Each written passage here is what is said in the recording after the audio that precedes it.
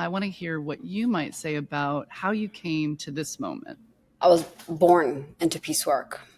As you mentioned, my parents were both ardent peace and human rights activists before even the conflict in Somalia started. And it started as a small movement. My parents were entrepreneurs and they had businesses throughout the country and always had a focus on supporting the marginalized, the forgotten, the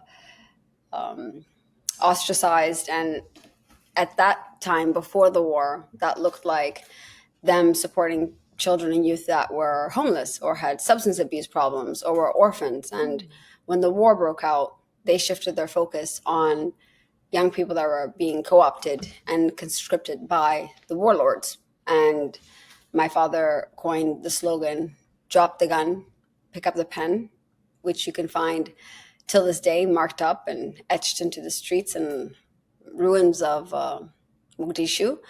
And they trained and hired young people that were fighting for the warlords and gave them an alternative, dignified livelihood. And that simple idea became a lifeline for a generation that had nothing but conflict as an option. And when the war worsened, my parents had to make the decision to split up.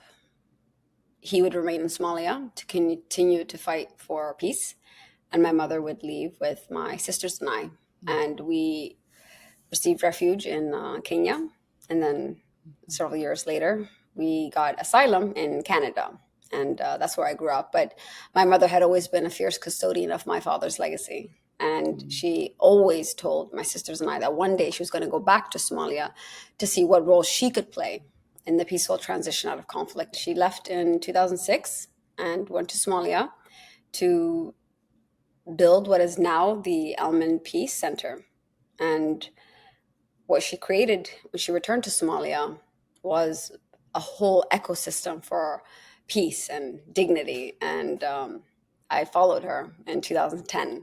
So this work is deeply personal.